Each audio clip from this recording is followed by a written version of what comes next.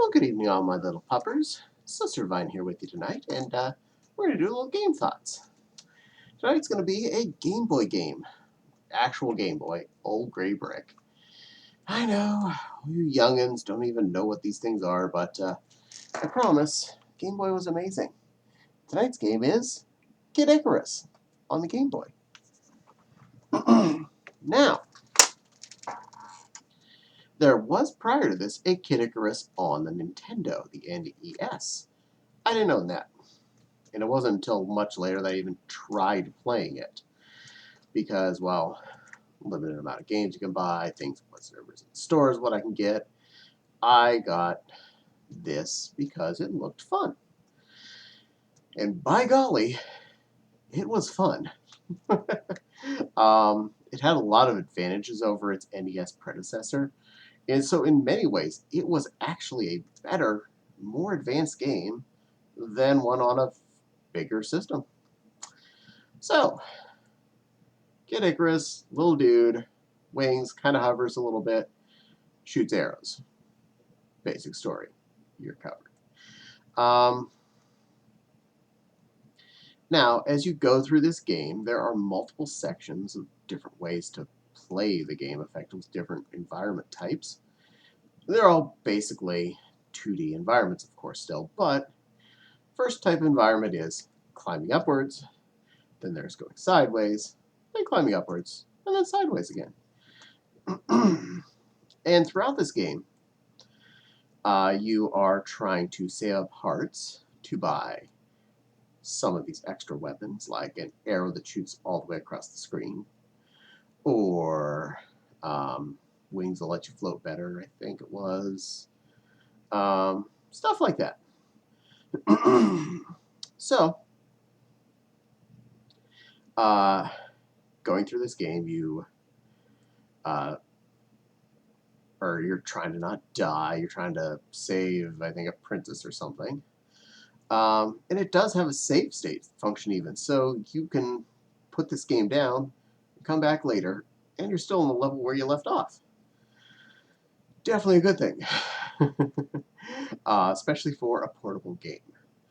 Now, one definite advantage this has over the NES version, if you advance the screen upward in the NES version, everything below there is death. This one, you can go back downward if necessary. And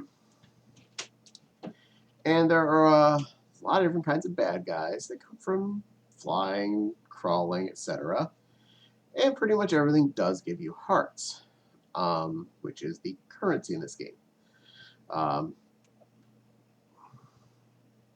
Besides the weapons you're trying to buy throughout the game, there are also the 3 treasures that you get unlocked in the final level, assuming you were good enough. The first time I played through, I was not good enough for all 3 treasures. I only got 2 of them. But every time since then, I was always good enough to get all 3. And that's like armor, infinite flying, infinite long arrow type situation. I remember another one of the weapons you could purchase. It was a little bit of fireball that zigzagged around your shot, your arrow, which was really convenient when trying to hit things that aren't, a single dot you're aiming at.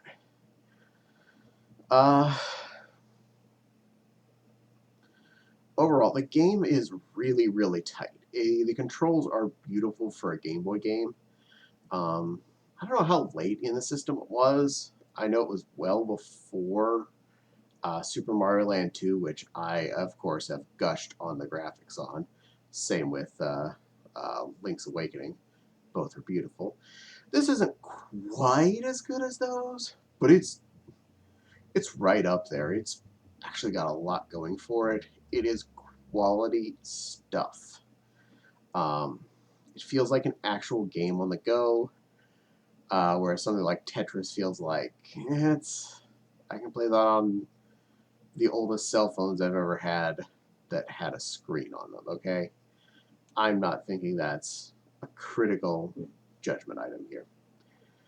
So, overall, it's a great game. It only has like 4 levels. an up, a sideways, an up, a sideways. And it does have a really good end boss too. So it's not like it even just ends. You have a real boss. And it took me a few tries the first time to get past him. So it says something. He is actually, quality bad guy. Um, Overall, it is a really, really good adventure type game. Side scrolling / up and down scrolling. Quest to do a thing. Um, it feels fair the whole way through. It doesn't feel overly hard. It's not like Ninja Gaiden hard. Um, about Mario-ish hard, Mario 3-ish hard maybe. As far as the platforming and stuff goes, the fact that you always have a bit of a hover glide for your tiny wings when you start, it kind of covers. You're pretty well set. You can do most of the platforming without too much hassle. You have that extra bit of control. So it's nice in that sense. Bad guys generally have patterns, so it's easy to start learning them so you know what to do when you see them. And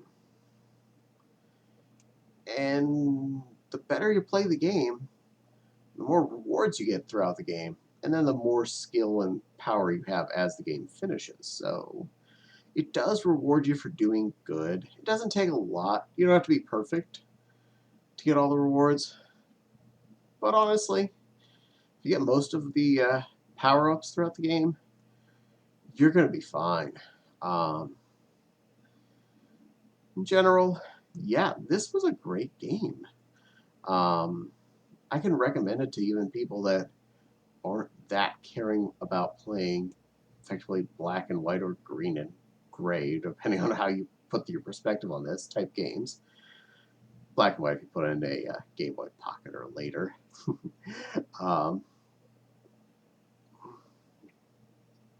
And for an early game like this that had save states, it was phenomenal for a road trip. I had this when I was still pretty young, so yes, it went on a lot of road trips. Yes, I could sit in the back of the car and play this or Mario Land 2, and I was set. I was like, you didn't have to hear from me till we got where we were going. I had something to do.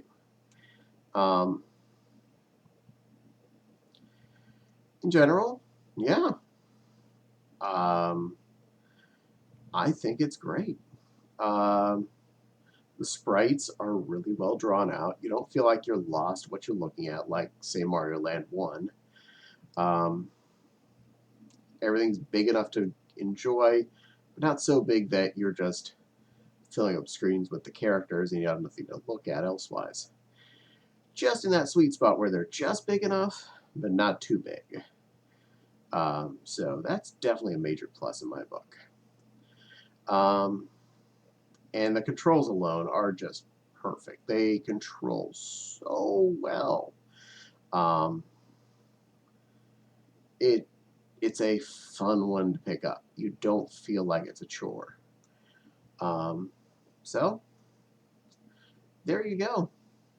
Have you played this one? Do you remember this one or the NES version? Go ahead and you can mention the NES version too. I don't mind. Any thoughts? Any memories? I'd love to hear them. And of course, don't forget to like and subscribe and hit the little dingly bell because I like to say dingly bell. And my Patreon link will be in the description box below if you're so inclined. But to all my viewers and my Patreons especially, mwah, I definitely thank you all for taking time to listen to me babble about a Game Boy game. And I hope you all have a happy, doggy rest of your day. Bracco, bracco, bracco.